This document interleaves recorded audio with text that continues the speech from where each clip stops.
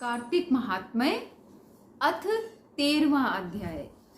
इस प्रकार नारद मुनि से कथा सुनने के बाद राजा पृथु ने हाथ जोड़कर कहा कि हे महाराज, अब भगवान की पूजा का महात्म्य सुनाने की कृपा कीजिए। तब नारद जी बोले, हे राजा पृथु, जो मनोविनोद यानी हंसी में भी भगवान का भजन करता है उसको भी परम पद प्राप्त होता है। जो श्रद्धा युक्त होकर भजन करता है उसके महात्म्य का वर्णन नहीं किया जा सकता। इस संबंध में मैं अति प्राचीन इतिहास सुनाता हूं, ध्यान पूर्वक सुनो।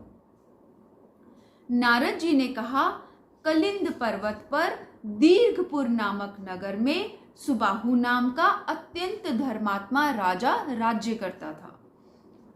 वह प्रजा का पुत्र के समान पालन करता था।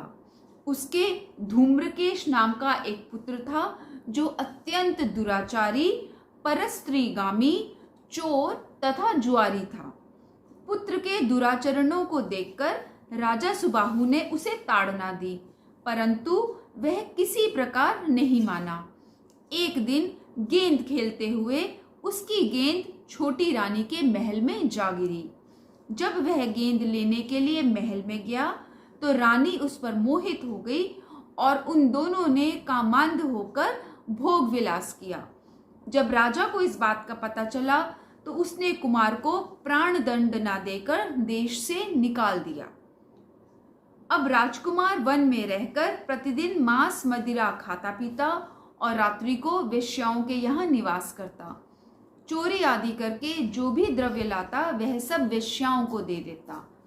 इस प्रकार घूमते फिरते एक दिन वह वृंदावन में आ गया। कुछ समय बाद उसने सत्यव्रत नामक एक परम विष्णु भक्त को देखा जो अपना सब घर बार छोड़कर कार्तिक मास में भगवान का पूजन करता तथा केवल कंदमूल फल खाता था। वह भक्त नित्य प्रति भगवान से प्रार्थना करता कि हे भगवान, इस दुख रूपी संसार में डूब रहे मुझ दीन की आप रक्षा करें। मैं राधा जी सहित आपको बारंबार नमस्कार करता हूँ। प्रेम मग्न होकर वह कभी कभी रोने भी लगता था। धूम्रकेश ने उस भक्त की जब यह क्रिया देखी तो रात्रि को वेश्या के घर आकर मिट्टी की एक मूर्ति बनाकर वैसे ही सब कृत्य किया और अंत में स्तुति आदि करके वेश्या के घर में ही सो गया। देव योग से राजा के दूत भी उसी समय वहां आ गए और उनके हाथ से धूम्रकेश मारा गया। तब यमदूत उसको महापापी समझकर मारते हुए पकड़कर यमराज के पास ले गए। धूम्रकेश को देखते ही यमराज अपने सिंहासन से खड़े हो गए और पाद्य अर्घ्य आदि देकर उसका सत्कार किया। फिर अपने दूतों को फटकारते हुए कहा कि तुमको धिक्कार है, जब हमने यह आज्ञा दी हुई है कि विष्णु भक्तों को यहाँ पर मत लाओ, फिर तुम धूम्रकेश को यहाँ पर क्यों लाए।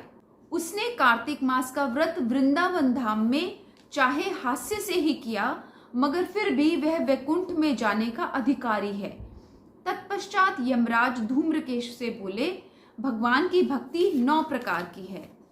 उनकी कथा सुनने से राजा परीक्षित, कीर्तन से शुकदेव, स्मरण से प्रहलाद, पाद सेवा से लक्ष्मी, पूजा से पृथु, वंदना से अक्रूर, दास भाव से सुग्रीव, मित्र भाव से अर्जुन तथा आत्मनिवेदन से राजा बलि जिस प्रकार परम पद को प्राप्त हुए, उसी प्रकार चाहे हास्य से ही तुमने भगवान की पूजा की, मगर फिर भी तुम स्वर्ग के अधिकारी हो। यद्यपि अंत समय से पूर्व किए गए अपने कर्मानुसार तुम नरक के अधिकारी थे, तथापि अब निश्चय ही तुम्हें वैकुंठ प्राप्त होगा। कार्तिक मास में की गई भगवान की पूजा निरर्थक नहीं जाती। जहां पर भगवान शालिग्राम है वहीं पर गंडकी नदी तथा अन्य तीर्थ हैं। तब धूम्रकेश यमराज से पूछने लगा कि भगवान सब नदियों को छोड़कर गंडकी को कैसे प्राप्त हुए। यमराज ने कहा, किसी समय वेदशिरा नामक ऋषि सब लोगों की हित कामना से गंगा जी के तट पर तपस्या कर रहे थे। उनके इस घोर तप से भयभीत होकर इंद्र ने ऋषि की तपस्या भंग करने के लिए मंजू घोषा नाम की अप्सरा को भेजा। मंजू घोषा उस रमणीक स्थान में क्रीड़ा करती हुई अपने रूप और यौवन का प्रदर्शन करके अनेक हाव भाव दिखाने लगी। फिर उसी स्थिति में उसने मुनि के चरणों का स्पर्श किया तो उनके रोमांच खड़े हो गए। तत्पश्चात मुनि को अपने वशीभूत जान मंजू घोषा ने अपनी दोनों भुजाएं उनके गले में डाल दी। तब क्रोधित होकर मुनि ने श्राप दिया कि तुम मुझे इस संसार सागर में डालने को उद्यत हुई हो, इसलिए नदी बन जाओ। तब मंजू घोषा ने प्रार्थना करते हुए मुनि से कहा, हे मुने, मैं श्राप योग्य नहीं हूं, आप मुझे क्षमा करें। उसकी प्रार्थना से द्रवित होकर मुनि ने कहा कि जिस समय भगवान विष्णु वृंदा के श्रापवश शिला रूप होकर तुम में यानी गंडकी नदी में स्थित होंगे, तब तुम भगवान को धारण करने वाली होगी। इस प्रकार मेरे द्वारा दिया गया यह श्राप तुम्हारे लिए वरदान से भी अधिक श्रेष्ठ सिद्ध होगा।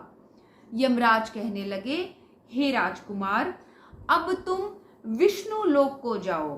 तब धूम्रकेश सुंदर विमान में बैठकर वैकुंठ लोक को चला गया। इति 13वां अध्याय।